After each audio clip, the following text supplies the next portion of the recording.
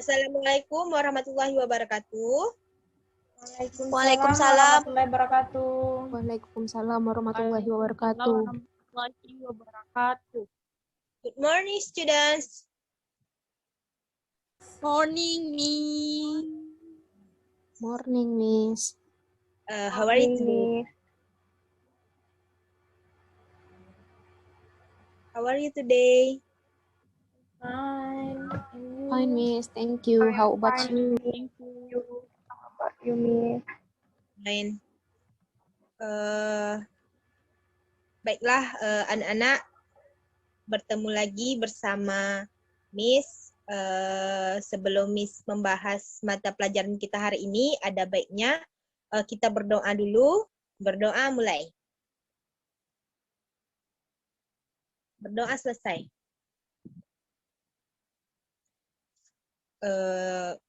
Sebelumnya Miss akan mengabsen satu persatu ya. Raja Amelia Fahrani. Present, Miss. Asmarani Rega. Present, Miss. Desmayanti. Present, Miss. Nanda. Present, Miss. Nuraini Triel Fiasari. Present, Miss. Ranti. Present, Miss. Rini. Present, Miss. Baiklah. Materi kita pada hari ini yaitu recount text. Sebelumnya, Miss tanya, ada yang tahu apa itu recount text? Teks yang menceritakan tentang masa lalu, tentang pengalaman masa lalu. Benar. Jadi, recount text ini bertujuan untuk menceritakan kepada pembaca mengenai kejadian atau peristiwa yang sudah terjadi di masa lampau. Dan tenses yang digunakan adalah past tense seperti simple past tense, past continuous tense, past perfect, and past perfect continuous. Nah, jadi teks recount ini itu menceritakan pengalaman pribadi berdasarkan pengalaman pribadi si penulis.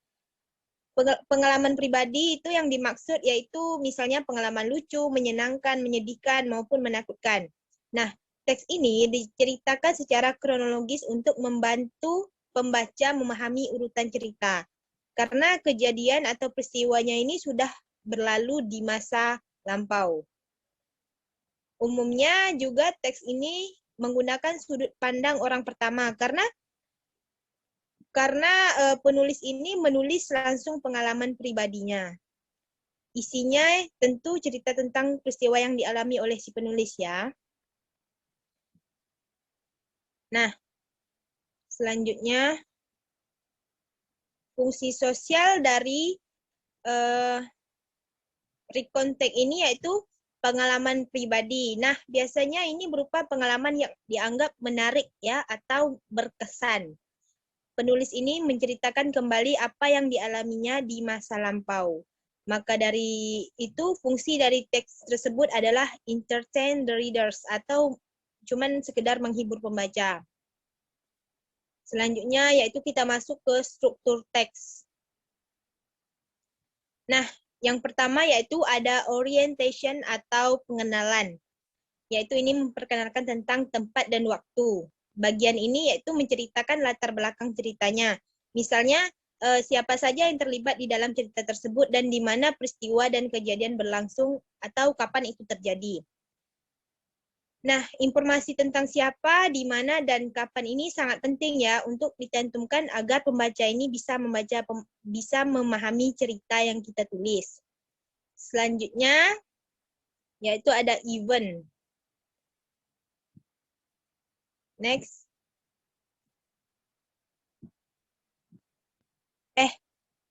Maaf, sebelumnya coba. Nah, itu ada example-nya. Siapa yang bisa membacakan contohnya?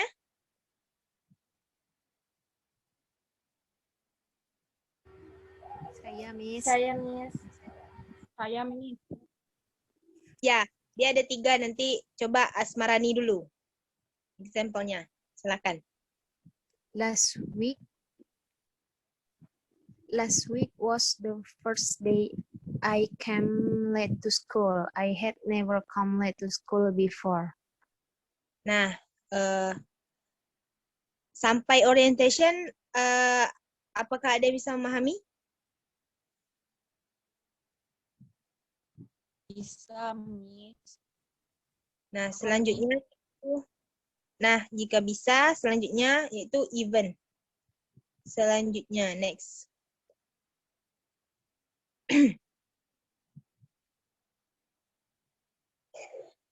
Event atau peristiwa ini menceritakan pengalaman atau apa yang terjadi secara berurutan. Nah, bagian ini mencakup secara rinci yaitu tentang how, bagaimana, dan why, mengapa cerita tersebut terjadi. Event atau peristiwa ini diceritakan secara kronologis atau berurutan. Di situ ada contohnya juga. Siapa yang bisa membacakan contohnya? Silahkan. Saya, Miss. Silakan, Nur Aini.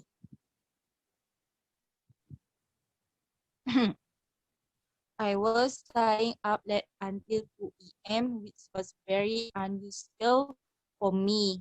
I set my alarm to 5 p.m. I woke up at 7 a.m. and I did not hear my alarm ring. It turned out that my alarm was broken. I rushed to the bedroom and changed my school uniform. I ran to my school. When I arrived, I was punished for being late. Baik, terima kasih Nur Aini.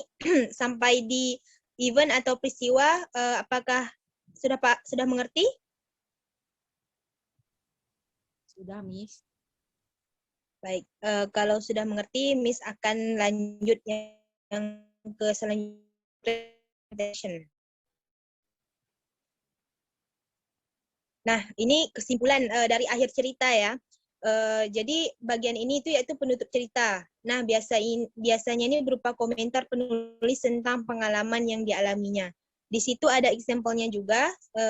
Apakah ada yang bisa membaca example-nya? Tolong dibacakan. Bisa, Miss. Baik, Raja. Tolong example-nya. Example, after school I bought 2 new alarms to prevent this happen again. Baik, bagus. Selanjutnya, Miss ada cerita dari recontact yaitu pengalaman B.J. Habibie atau Baharudin Yusuf Habibie. Beliau menuliskan pengalaman hidup beliau sampai menjadi Presiden Republik Indonesia. Nah, sebelumnya ini apakah ada yang bisa membacakan cerita tersebut? Bisa bergantian ya, bisa bergantian karena ceritanya panjang.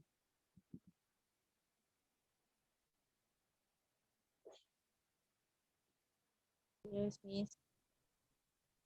Siapa yang ingin membacakan? Coba siapa yang ingin membacakan? Saya, Miss. Nah, Saya di dulu, sini. Miss. Saya, Ya.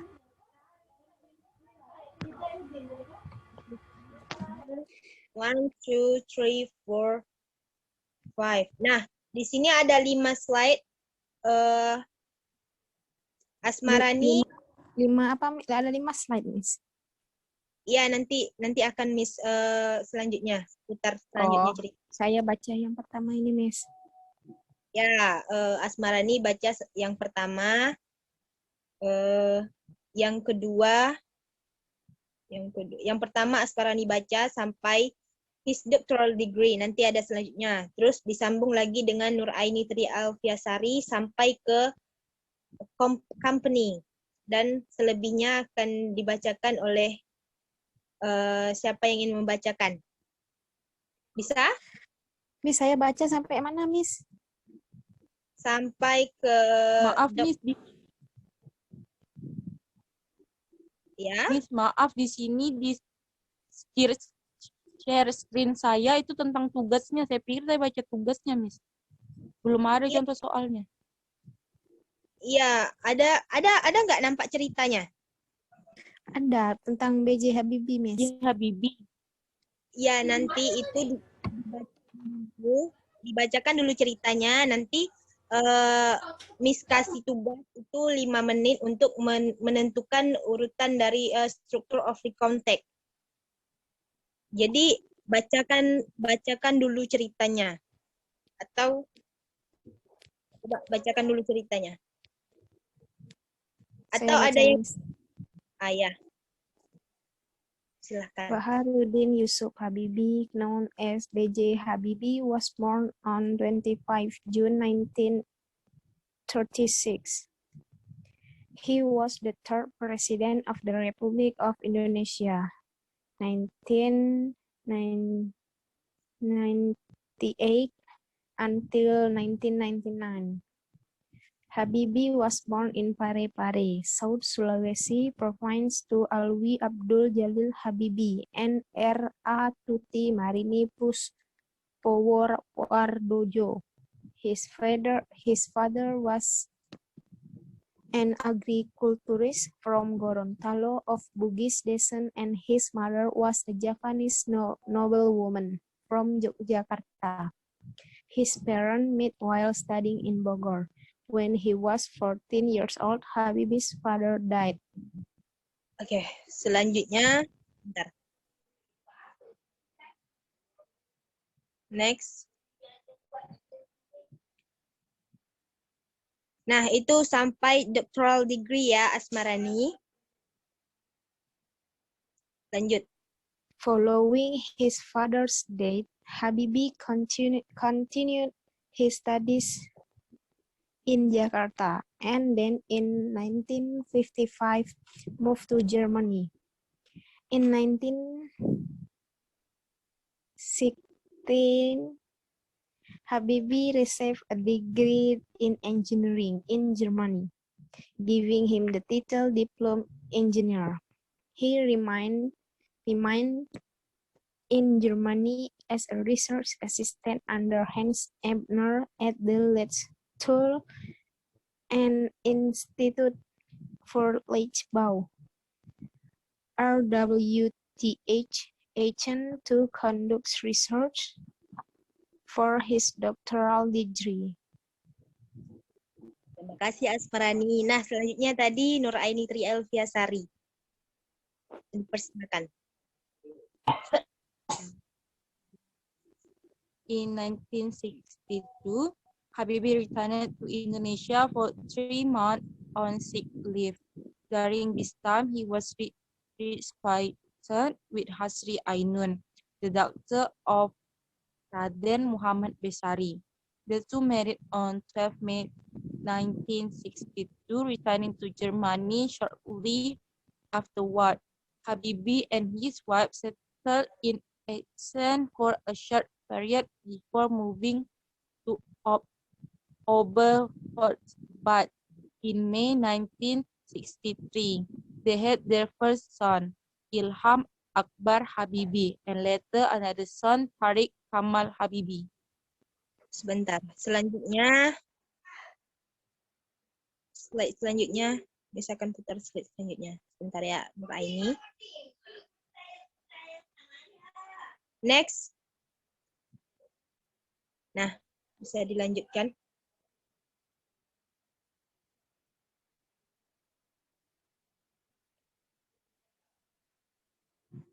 Bukan, when Habibie sebelumnya.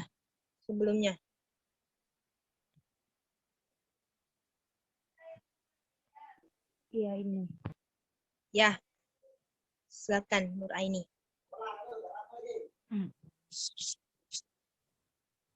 When Habibie minimum wage salary forced him into part-time work, he found employment with the automatic market Talbot, where he became an advisor. Habibie worked on 2 projects with received funding from Deutsche Bundesbahn. Due to his work with Marcos, the head of train construction, over his possession to Habibie upon his retirement 3 years later, but Habibie refused.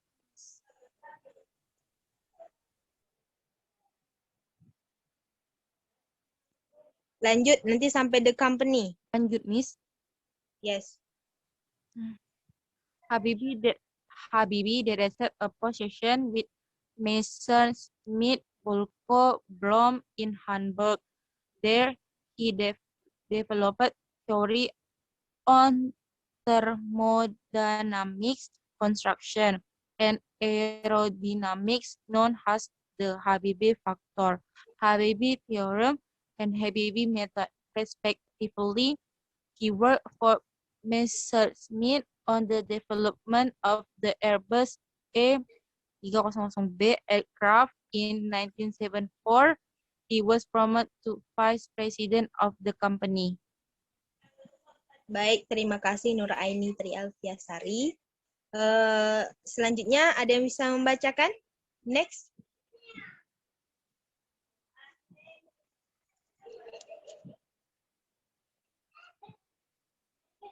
Next, siapa yang membacakan tadi? Raja Amelia.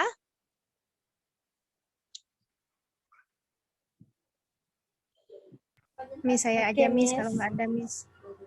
Amelia aja, Miss. Ya, silakan. Sampai yang ya.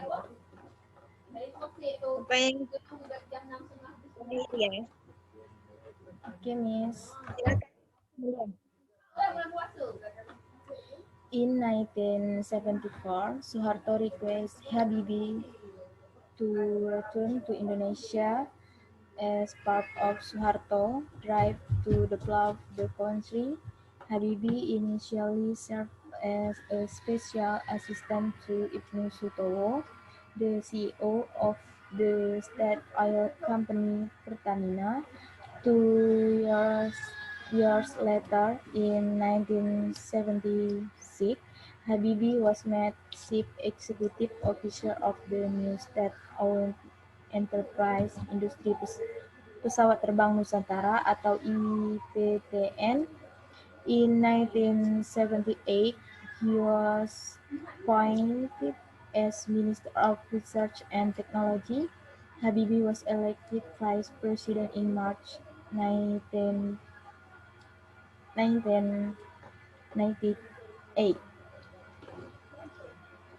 Next, sampai terakhir ya, Raja Amelia. Sampai yang terakhir. On 21 May 1998, Suharto publicly announced his resignation, and Habibie was immediately sworn in as president. Habibie government stabilized the economy in the face of the Asian financial crisis and the charge of the last few months of Suharto presidency. Since relinquishing the presidency, Habibie has spent more time in Germany than in Indonesia. However, he has also been active as a presidential advisor during Susilo Bambang Yudhoyono presidency. In September 2009, he released a book called Detik-Detik yang Menentukan, Jalan Panjang Indonesia Menuju Demokrasi atau Decisive Moments Indonesia Long Road Toward Democracy. The book recalled the event of May 1998. Baik, terima kasih. Nah, dari kita B.J. Habibie yang sudah anak-anak baca tadi. Miss kasih waktu 5 menit untuk kalian menentukan orientation-nya, event-nya, dan reorientation-nya. Apakah 5 menit itu cukup?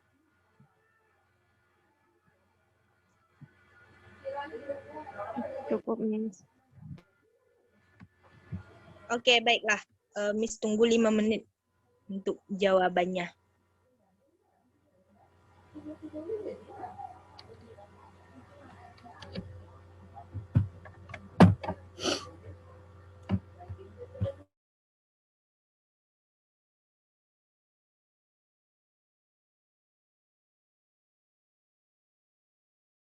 Miss, saya mau jawab, Miss.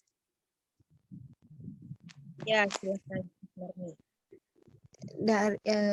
Ini orientation dari Baharudin Yusuf Habibie sampai tolong slide sebelahnya, Miss. Sebentar, slide.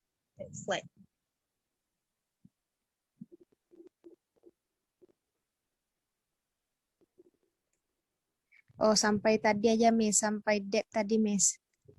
Ya, Itu orientation. whether die. Nah, event-nya Ini Ada yang- eventnya, Miss. Following, dari sampai following his father sampai, coba Miss slide selanjutnya, Miss. next. Dua slide selanjutnya kayaknya.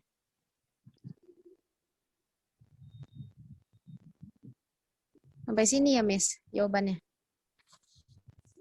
Sampai situ ya yang kamu jawab. Coba lagi, Miss. Satu slide lagi, Miss. Next. Bentar.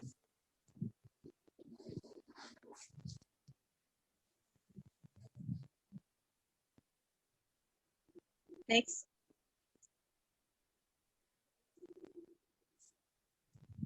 No. Oh. No. Mana? Nah, sampai sini? Iya, sampai sini, Miss. Sampai March nanti 98.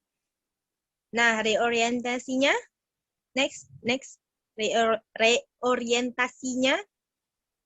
Slide sebelahnya, Miss. Ya, dari on 21 Mei sampai 1998. Nah, jawaban Asmarani itu sudah bagus ya. Benar dan tepat sekali. Next.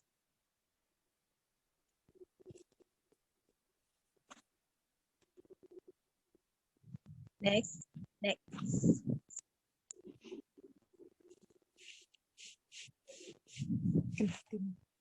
Nah, ini ada vocabulary builder atau pembangunan kosakata.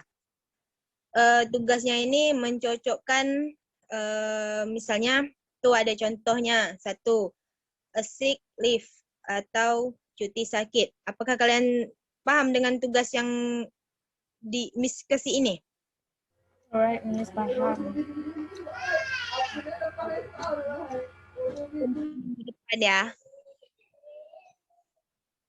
tugas ini.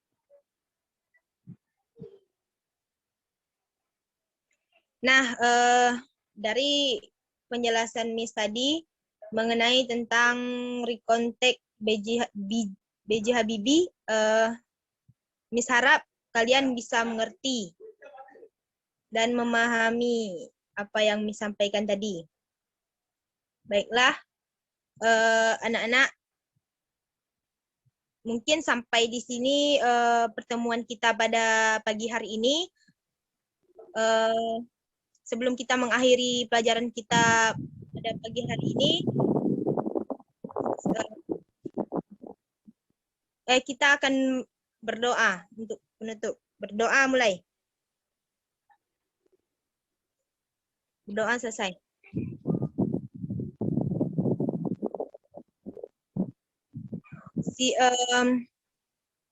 Baik anak-anak, sampai jumpa minggu depan. See you next time. Assalamualaikum warahmatullahi wabarakatuh. Waalaikumsalam warahmatullahi wabarakatuh. Thank you, Miss.